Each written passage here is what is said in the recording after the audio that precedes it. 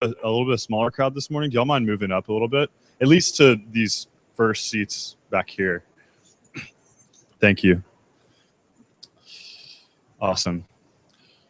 Well, my name is Jordan Carlisle, and I'm one of the organizers here at 1 Million Cups. And thank you all for coming out this week. How many of you are new to 1 Million Cups this week? Got some new. I see some new faces. Awesome. These guys are new. Cool. So for those of you who have not been, this is a weekly educational program where we have entrepreneurs and entrepreneurial community supporters come and tell their story and talk about why they're passionate about what they're doing, what problems they're solving, what's the market for what they're doing, and how are they actually solving problems for this market. What are some of the difficulties or the struggles that they've had to go through that experience, but also what are some of the successes we can champion with them. So that way we really get a good understanding of what they're going through, which sets us up for a great Q&A discussion after they're done presenting. So as they're talking through their points, be mindful of things that you might want to ask to give either constructive feedback or just curious questions or maybe suggestions to help them push forward. Real quick about how we do this. We have amazing supporters in our community. So the Little Rock Chamber helped us get this thing started off the ground. The Venture Center and the Tech Park. The Venture Center specifically for giving us some manpower behind organizing this. Jessica and Steve do a great job helping us with coffee and getting all of our digital equipment set up each week. And because of that, we actually live stream this. So if you have any friends that are missing the session today, or maybe your social media network might want to hear about this, you can use at 1 Million Cups and hashtag 1MCLR. And you'll be able to find or actually at the Venture Center probably is the best one to find the live stream. And that way we can share the story with everyone else. So we're glad that we can have that capability because we're hosting here in the Venture Center. Also like to thank, special thanks to two of our organizers, Mike Steely with Sparkable and Nicholas Norfolk with CDOTS Media. They're both doing a fantastic job of tweeting right now, and we encourage you to do the same thing. And actually, if you notice, you can look at Nicholas throughout this presentation. Don't focus on him, but you can glance at him every once in a while, and he will not look back at you because he will be tweeting his thumbs off. And so if you want to engage with him, he's really good about exposing whatever it is you have to say. Maybe it's an inspirational quote or feedback or something cool you saw. You can use hashtag 1MCLR and he'll find you and help share that word with the rest of the community. Which brings up a good point too. We also like to thank the Kauffman Foundation for supporting us and allowing us to charter this program because it puts us in the ranks of over 72 other cities across the country. And because of that, when we have our conversations here, when we live stream and we engage on social media, it exposes us to the greater community across the country. And also for those entrepreneurs who come and present, who have a scalable startup idea or something that can easily spread to other communities, it affords them a great chance to be exposed to them digitally, but also they can apply to do a passport program, which means they get to go visit other cities and do their presentation in different communities across the country. The reason why that's so cool is that we have a great crowd here. Week in and week out, we have amazing people that show up. But if you go to cities like Kansas City or even Provo, Utah, they have upwards of 300 people a week that go to their 1 Million Cups session. So it's an amazing opportunity for the folks that come and present. And we're really glad that we have that opportunity because of the Kauffman Foundation. That's enough about how all this works. Now we're going to get to the why we're here. We are going to hear from Ross Carroll and Steve Trotter, who have visited us all the way from Jonesboro this morning. And they actually are coming off of a great festival that they hosted this past weekend to kick off, I think, what is a new initiative to help build the entrepreneurial ecosystem in Jonesboro and in the Northeast Arkansas realm of the state. So without further ado, we would like to welcome Steve and Ross. Give them a round of applause.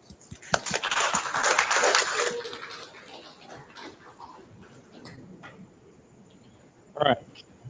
As long as we're green, we're good, right? Check, check, check.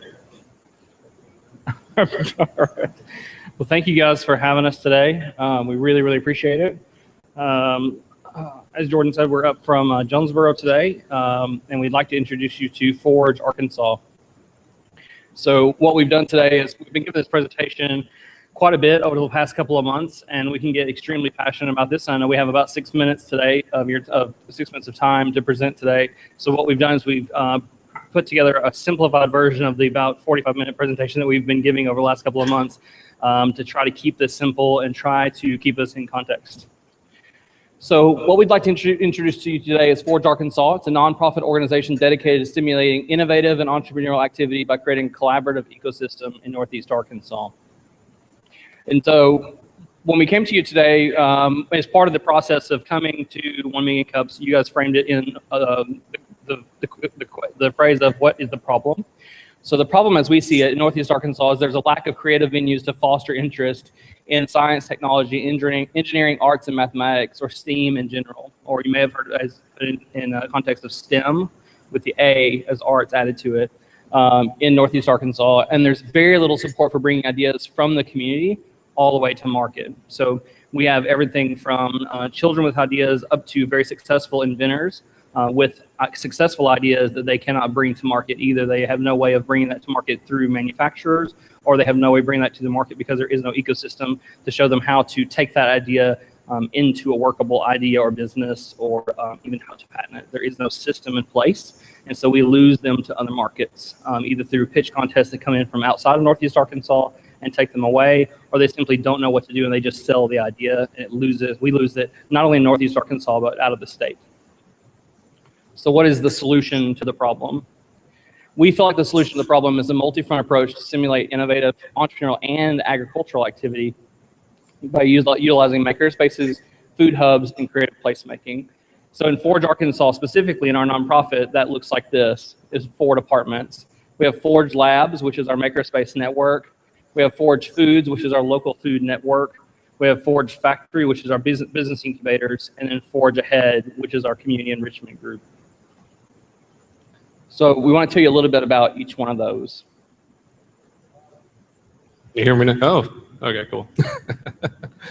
All right, so this kind of stemmed from a bunch of different groups that we had. In my case, I ran the Jonesboro Makerspace group on Facebook, always trying to get makers together. And ultimately, we need a creative venue where, you know, it's not just me and building 3D printers, but everybody comes in, learns, you know, how to make their own path, if you will. Steven kind of brought a bunch of different disparate groups out there, if you will, together, all under Forge Arkansas. So my main interest there, I'm a physicist. So with Forge Labs Makerspace Network, I want not just a single makerspace in Jonesboro, which I've been trying for years now, getting, but all over East Arkansas, the state, if you will, everywhere, right? So we want to provide tools, training, etc., or really gymnasiums for geeks. Best way to put it, right? If you could show up to a place, maybe we have table saws, you can do some traditional woodworking, and then throw in some microcontrollers in there that you programmed yourself, etc. You know, as an educator, and a physicist, and just general nerd, I want to show everyone that, you know, you can make your path, right? So there we provide the STEAM training, which in my field, everyone's all about STEM, science, technology, engineering, mathematics. You got to have arts, you got to have creativity in there. One thing that made me a good physicist that I realized later on dealing with high dimensional mathematics, I was an artist as a kid. I drew, I just sat down and sketched the world around me, and that actually helped, right? Creative thinking is critical for it all. So, you know, if we can provide that kind of training by workshops, by helping and inspiring people, say soft and hard prototyping, either making a product, you know, an MVP ready to go, or maybe you're kind of hacking something together with toilet roll tubes or, you know, whatever. So we'd like to provide inventor support, startup support, more importantly, like workforce training, et cetera, there. Really show people you can make, period, right? So, yeah. So we've also been approached as far as Forge Labs. We've been approached by some corporations for talent recruitment. They have approached us, already seen the return on investment. If we get something like this set up, we already have one corporate sponsor, which is a local company that's been in business for a long time, that already sees if we get the system set up, it's a way to not only keep talent in the area as far as tech recruitment or tech talent, but also recruit new talent to the area, because we're talking about an ecosystem that sets up a culture in the area for startups and tech talent. So Forge Foods, our second department, that consists of community garden support, a food information hub. We're working with EAPDD on the regional food assessment that just got completed. As far as funding for a food information hub, which would be support for existing and creating new specialty crops growers in the area. One of the unique things that we have in Eastern Arkansas is the Crowley's Ridge area, which is a unique geographical habitat where you can grow special foods. Public Seed Library, which is already underway, employer subsidized CSA, low-income foods program, a farm-to-school program, food pantry support through the community gardens, healthy foods education, through the regional food assessment program. We found out that we have, I think we had like 3 million acres of crops, commodity crops that were planted, and 0.05% of that land is being used for specialty crops, basically food that we consume in Eastern Arkansas. And so we would like to focus on conversion of that land to local seasonal crops that we can eat. That brings us to Forge Factory. So yeah, the Forge Factory, this is kind of something that we need in Jonesboro and Northeast Arkansas in general, but a natural fit, if you will. If I have someone in the makerspace with a good idea, I want to keep them around. I want to get them out, get that idea out to the market, if you will. So we need business incubators, something that y'all have around here we don't have in Jonesboro so much. So, provide co-working facilities, etc. We have a patent attorney, some IP specialists, etc. that can really help mentor kids. And when I say kids, I literally like some punk kid like me when they're 15 or whatever with a good idea, keep them around, right? Show them that, they can make good products, stay around. It's kind of sad to me when I have really good students who do really awesome stuff and they want to move on from the undergraduate realm, they move elsewhere. There's very little to keep them around here. I want to flip that around. I want to encourage them to stick in Arkansas, etc. Okay, and then Forge Ahead. Forge Ahead, we like to talk about as kind of our checks and balances. So that's our quality of life and quality of life committee. They are arts and education. Make sure that arts and education, because that A in STEAM is very important to us all across the board. We want to make sure that's infused in everything that we do. And then community collaboration. When we say community collaboration, we mean that amongst all of our departments. So we want to make sure that we are working amongst each other. So our Forge Labs group is working with our Forge Foods group, because if there's something that, let's say a community garden needs some sensors built, then we want to make sure that they are working together to make sure the community garden is working efficiently. And if there's a food business that needs some incubation assistance, then we want to make sure that the factory group is working with them. So we want to make sure there's always constant collaboration, because what can happen in a situation where we've got a bunch of hardcore geeks working on projects is that they're heads down and they're not looking at the larger picture. And we are about ecosystem building, not just about the individual projects. And so Forge Ahead will take a step back and look at everything as an ecosystem constantly and make sure that we are keeping everything as healthy as possible. And then when funds come into the system through grants or through donations or through our corporate sponsors, they will make sure that those go to the best place across East Arkansas, not necessarily to the coolest project that's going on. And so one of the examples we were just talking about the other day, we were introduced to a couple that have been self-funding an after-school camp for kids. We didn't know about it until Idea Festival this weekend. They came up to us at Idea Festival, found out about Forge Arkansas because they were attending Idea Festival, and said, look, we've got something that we're trying to do in the alternative behavioral schools here in Jonesboro. They're not going to have East in those schools. It's just not going to happen. And so we've bought computers. We're showing them how to use computers. We're showing them Google SketchUp. And so they're using money out of their pocket. This is a teacher that's been teaching for like 27 years.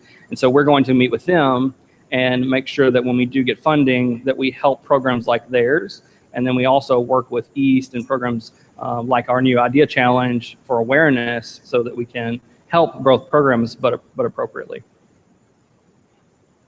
So as far as the area that we are going to work in, we have chosen the model of Northeast Arkansas. There's two big models that are used of Northeast Arkansas. One that goes very much further north and east, or I'm sorry, north and central, and then the other model that goes north and south down in, or east and south down into the Delta, which is the East Arkansas Planning and Development District. And so that's the model that we've chosen since we've already been working with EAPDD quite a bit. And so we've already started working in, obviously, Craighead County and Jonesboro.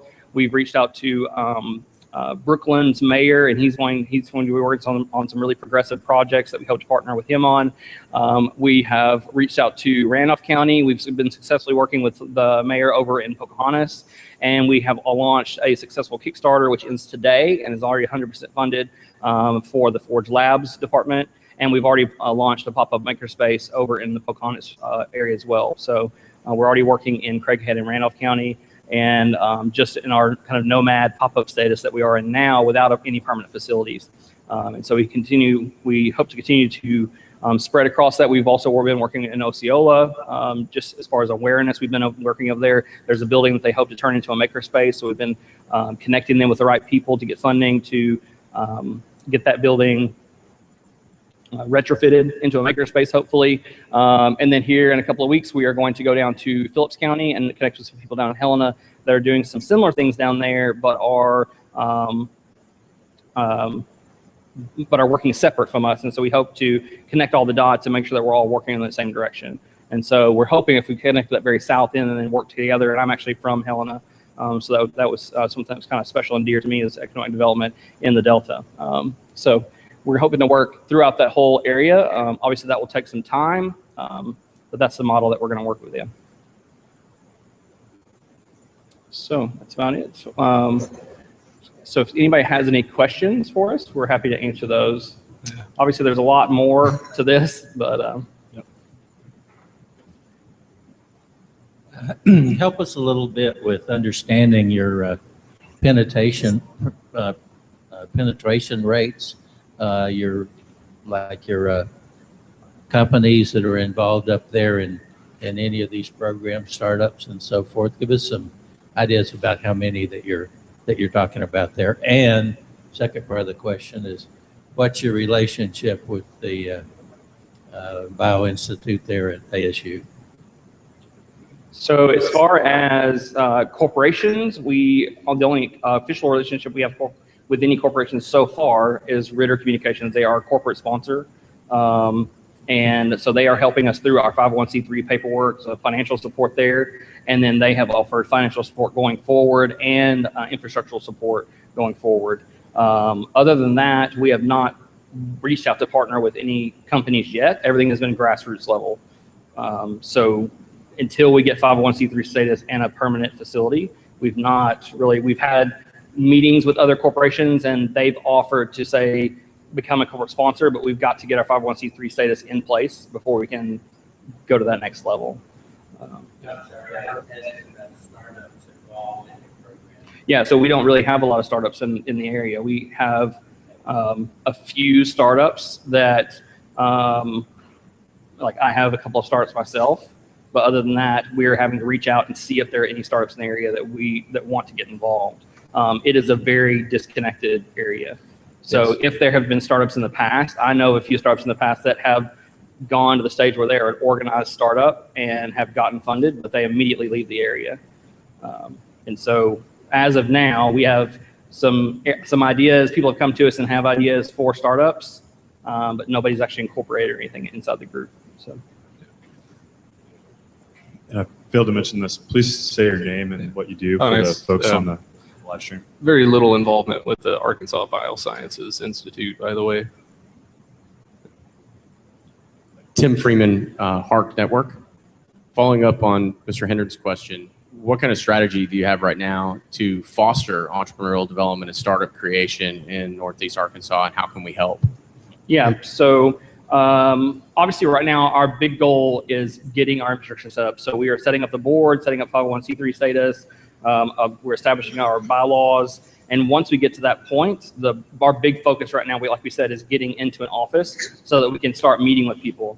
We've set up a relationship with EAPDD so that we can, once we do have a space where we can meet with people that need help with startups. Because the problem with the Forge Factory portion of it, right now we focus mainly on the labs and foods part of it, because that can exist in a no-bad status, right? So we have taken the pop-up makerspaces to several counties, to several cities, and that's been successful. We have a lot of people show up. We have a lot of kids show up. We take our 3D printers on the road, and so a lot of people that have never been exposed to the 3D printers.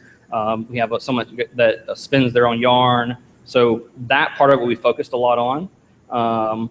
And the Forge Factory portion of it, we really do have to have a physical space, obviously, to meet in.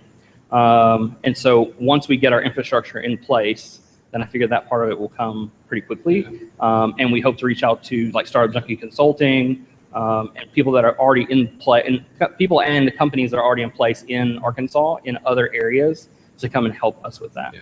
Which that's one of the challenges we've had, is that physical location. Right now, we're going all over the place. At minimum, we show up with my 3D printer, and kids just kind of, get amazed, etc. But yeah, what we need is that our hearth, if you will, our facility, which we're looking into renovating some similar to like the Innovation Hub has done, but a much smaller building.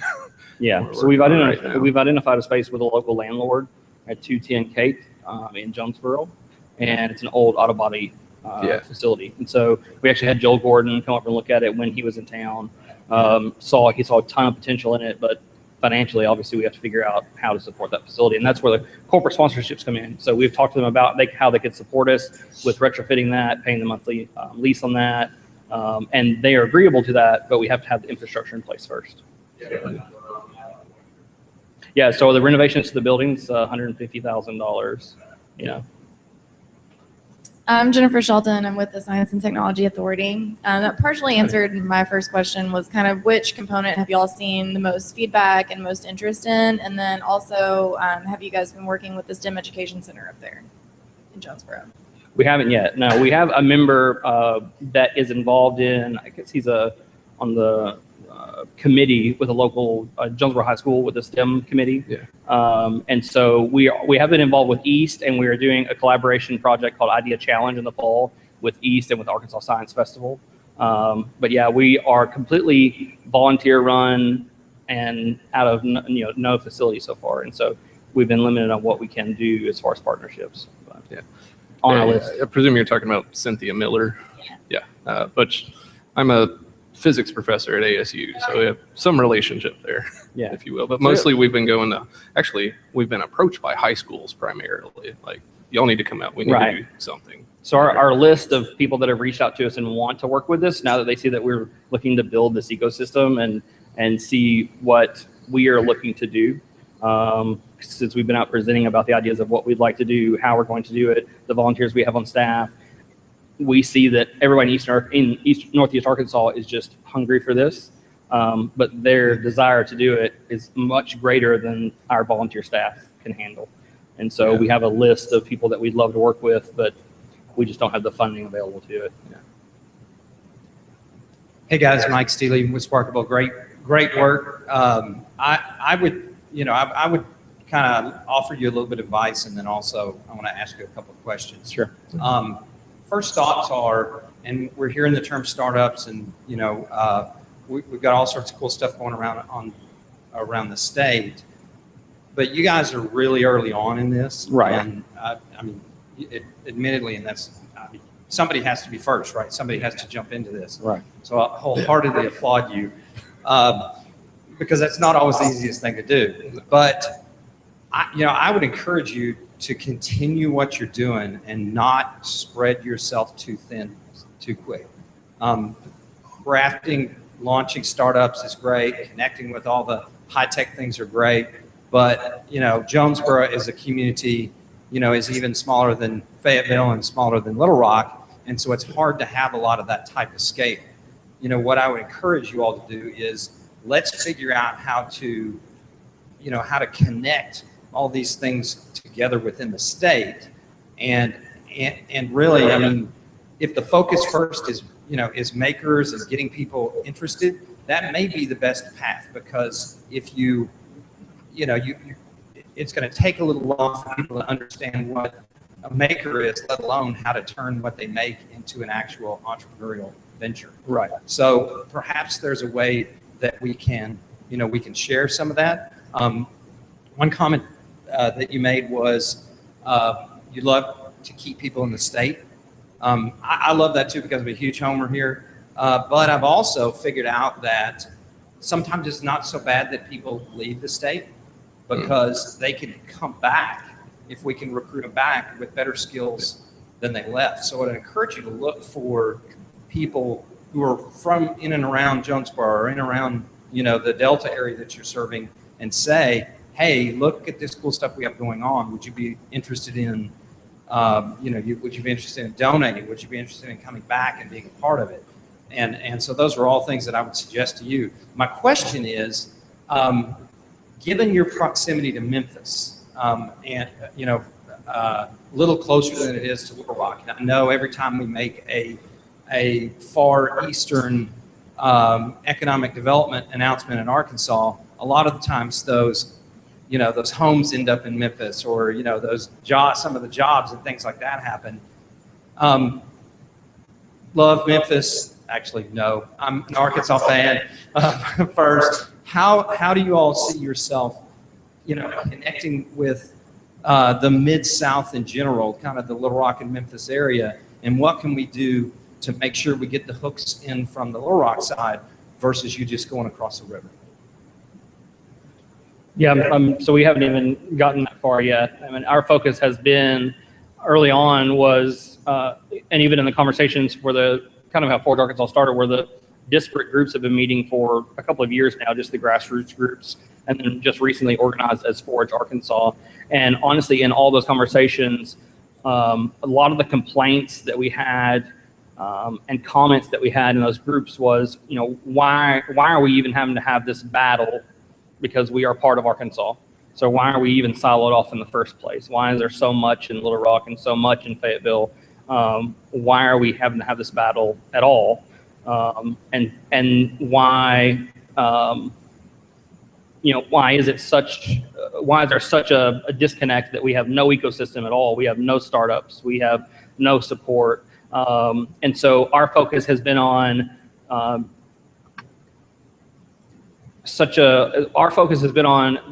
I guess, saying we are part of Arkansas and trying to connect over to Innovate, over to the hub and Innovate Arkansas and what Jeff Emrein's been doing. Our focus has been so much on how do we connect over to Central Arkansas and Northwest Arkansas, and how do we, and just blatantly honest, how do we get some of that money flowing that way to help us build the ecosystem that Memphis hasn't really been a thought for us. Obviously, once we get the ecosystem started and at least working, then we can have those conversations. Obviously, in the past, because we haven't had that support, we always go to Memphis events. We've been closer to the Memphis system than we have to the Little Rock system, or obviously Northwest Arkansas. And so we know a lot more about Memphis than we do Little Rock.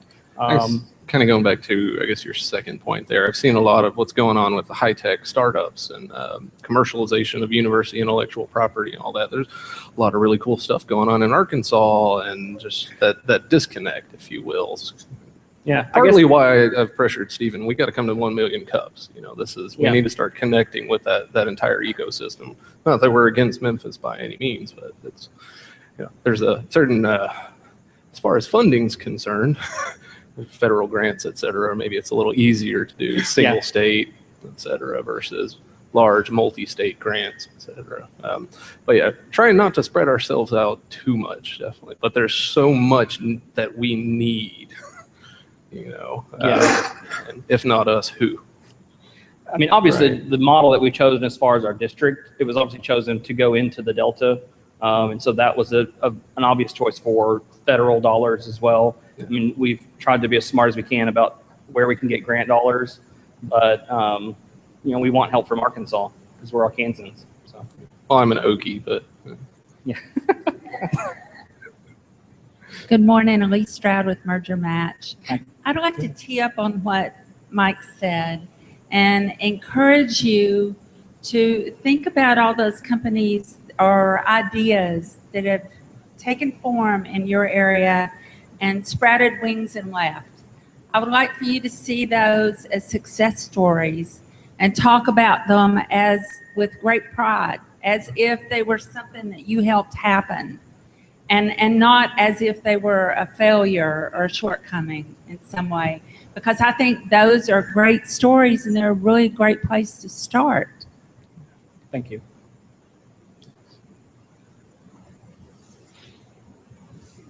Hey, thanks guys for going out to that area. It's very underserved in our state, and people kind of see it as the ugly stepchild of Arkansas and don't want to go out there. So thank you for doing that.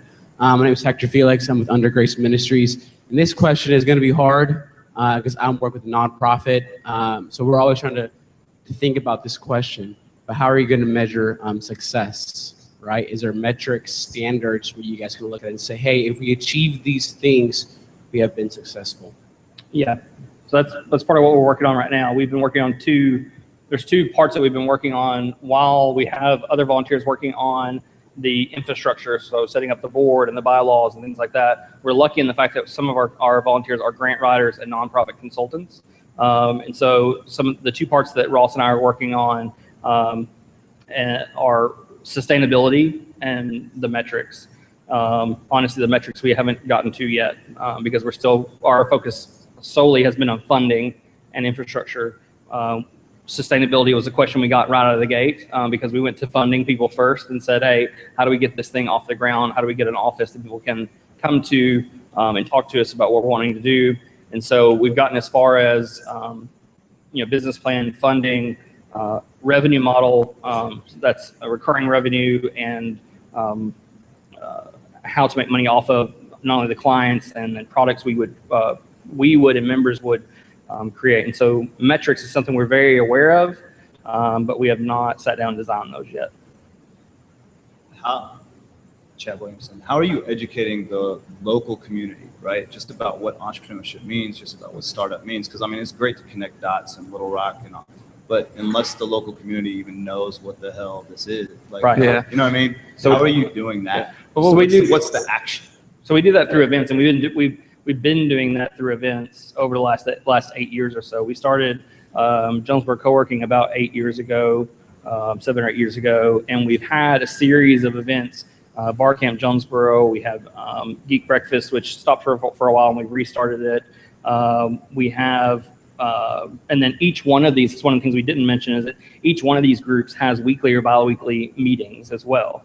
And so the community comes out to these meetings, like for Forage Foods, of course, we have really nice potluck meetings where everybody brings local food. And in those meetings, we have conversations about the agenda includes new projects that we're going to work on, things that you need. So for example, in the Forage Foods, one of the open discussions we have is what does your garden need? So if you're representing a community garden or you're a backyard gardener, do you need volunteers for your garden? Do you need water? Do you need seeds? And then that goes up to the makerspace. When we meet the makerspace, do you need anything for your projects? Are you stumped on a project? Bring your project in, we'll help you finish it. And then when we have, and the Forge Factory group is honestly the group that hasn't met as often as the other groups because we feel like we kind of need that space to gather in because we don't have the co-working space anymore. The co-working space met its end. We all got jobs. All the coworkers got jobs, and so the co-working space ended. So that's a part of it we have to start back up and start having those meetings about the entrepreneurial activity. So you're building a database. And how many people have you? Yeah. So we touch. How many people have you reached? Yeah. So every time we have a meeting, we have people join our mailing list, and on the mailing sign-up list, they put what their interests are in the different categories. So if they're interested in foods, entrepreneurial activity, if they're interested in making, then we get it more specific as far as if they're interested in woodworking, metalworking, 3D printing, and then we have all that organized in MailChimp into separate databases. So I guess until we have, our makerspace, our dream headquarters, if you will. Right now, we're basically just hitting the streets. I go out and check out my 3D printer, and kids just start running towards it, if you will. Hopefully we'll eventually get to the point where we're just having nonstop workshops. Like, hey, who wants to learn about building a 3D printer? You got a couple $100, let's build a 3D printer right now. So right now it's, I'm going out raising a lot of awareness, if you will. So squirting out little sheep and robot. I have a lightsaber now, of course. Yeah. Part of it really is getting interest first, and once we have just those core kids who are just ready, chomping at the bit, hopefully we'll have a physical location that will be able to just regularly have a 3D printing workshop every week, a woodworking workshop every week, etc. And one of the things that awareness is a big issue right now. And one of the things on the entrepreneurial side that we're going to start doing is we're going to start doing a featured blog post on our site where we feature a local entrepreneur that's been successful. So one of our success stories is Tech Friends. It's a local business that was started by a guy in his kitchen, and he now has like 30 employees. Very successful local company, and he was bound and determined to stay in Jonesboro, make himself successful in Jonesboro, and hire all Jonesboro employees. And so he's been extremely successful. So we're going to feature him on our site and talk about his journey of his Jonesboro,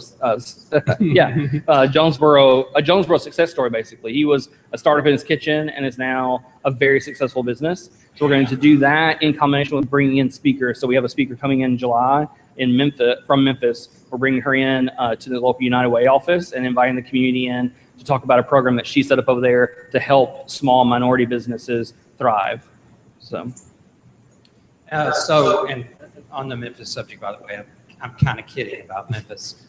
Eric Matthews over there is actually from Arkansas. Yes, we're friends with him. Yeah. Yeah, I mean, he's from Little Rock. His family's here. They have a business here, and he has been very helpful in doing things. Because you're heading into the Delta area, could you talk a little bit about how you're going to embrace diversity? I mean, it's not, that typically doesn't happen in startup community, and I'd love to see you guys really have a focus there because of the area. Right. Yeah, that's something you have to be active about that. And we've basically partnered with the North Jonesboro Neighborhood Initiative specifically, so we can, I guess you can talk about the festival. We knew that when we started out, we wanted to focus on being a grassroots nonprofit. We wanted to focus on making sure that we not only helped your typical middle income to high income startup, that we all see as your average startup entrepreneur. And and we also wanted to make a difference, right? So we wanted to bring one of our goals when we sat down and said, okay, we're going to do this as a nonprofit. We said, okay, one of the stories that we want to be able to tell is that we went into low income areas, whether it's Jonesboro or it's in Helena or anywhere along the Delta in eastern Arkansas. We want to be able to go into a family that has had this generational issue of not being able to go to college, not being able to get funding because of the family issues, not be able to eat healthy food. We want to be able to solve the issues all the way across the spectrum because we are building an ecosystem. And so we want that ecosystem to solve problems across the board and break generational gaps.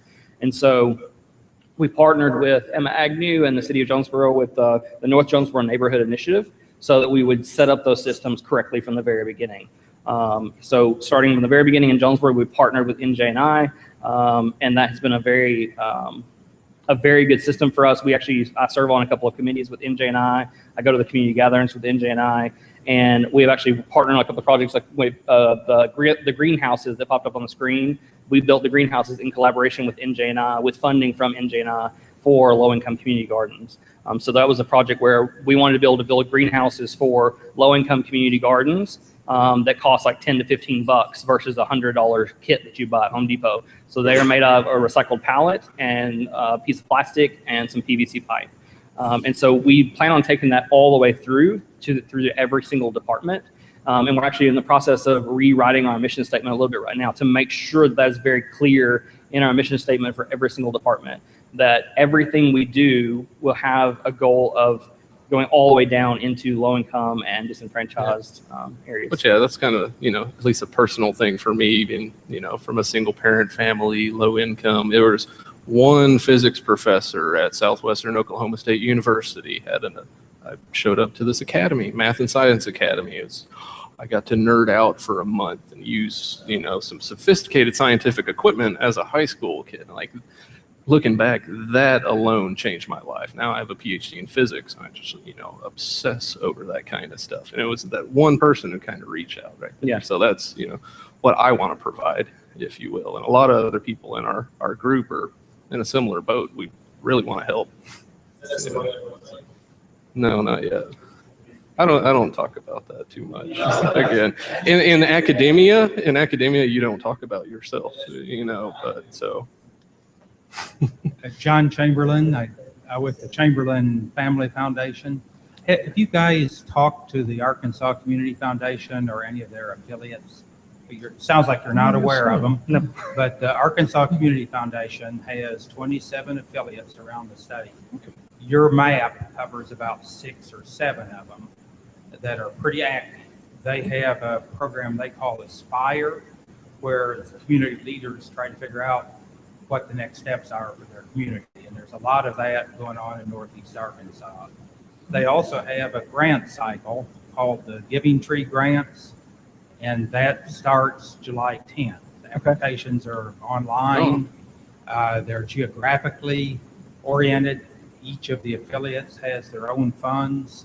So, you know, Craighead County, Greene County, all of those counties have or participate in Community Foundation affiliates. So you could go to their website, look at the Giving Tree Grant cycle, and see what we do. A lot of what you're doing matches things they've given money to in the past. Okay, we appreciate Yeah, that. we talk a lot about the silos. There's so many silos around here, and you know, more we all get together and talk, the smaller those silos become. You know, that's something we talked with Hart initially. We want to change that. So yeah, that's absolutely great seeing all these other organizations like so. Okay, James Hendren again. I want to encourage you guys also to try to partner with the Biosciences Institute over at ASU. Yes. They get a significant amount of the tobacco fund money For now. and they have some fantastic co-working space over there that's essentially empty. And Yeah. they should really like to get some activity going there. So Actually, there's got to be a way yeah. for y'all to leverage I take that. my Forge Arkansas hat off. I've been working with Brian Rogers there, certainly. Yeah, a lot of really cool stuff. There's a few startups there, like one faculty member, they basically want to do testing of fish, counterfeit fish. You never think counterfeit fish was a thing, but apparently it's a thing. So, a lot of good stuff. Yes. He runs our Forge factory. All right, we've got time for one more. I'm Mike Knoll. I'm an independent consultant. I was curious about your low-income community gardens, what your goals are for that, if that's just local food security, or if you're going to take that further into generating income, or maybe even having a branded cooperative or anything like that. So right now the goal is simply to get them up and running. So first of all, land conversion. So we don't have a lot of space in the city, because we're starting in Jonesboro. We don't have a lot of space in the city that has been set aside for community gardens. So we are working with the city to set aside space for community gardens. We are working with existing churches, community groups, any group that has a private garden to work towards making that publicly accessible. We actually have one, Unilever actually has a garden it's a community garden that they have on campus there in Jonesboro, and they donate all the food from that. The employees maintain the community garden, and then all that food is donated to the food pantry. And so we're going to try and encourage other employers to do that as well. But the goal for the community gardens right now is to just simply get a few more of them because we have so few. And then for the low-income areas, which we work with NJNI, as far as there is an official map of low-income and extremely low-income areas, we're trying to get community gardens in those areas, and then those would just simply be free food community gardens. So they would just be public access, free food community gardens. Our goal with Forge Foods is to first get the community garden set up, then get the seed library set up.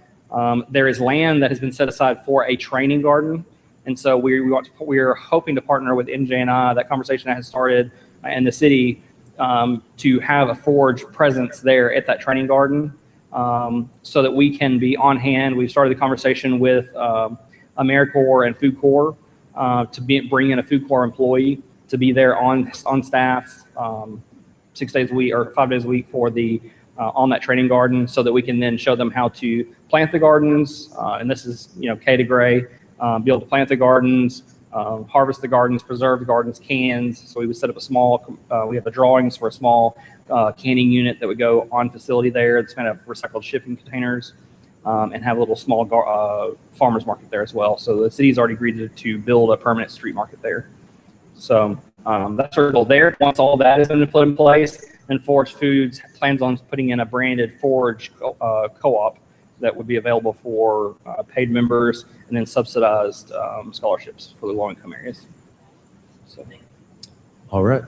That's all the time we have for audience questions. Now, what we like to do to end each session is ask you two, what is the one thing we can do as a 1 Million Cups community that can help you move forward? And maybe it's something that we can do today.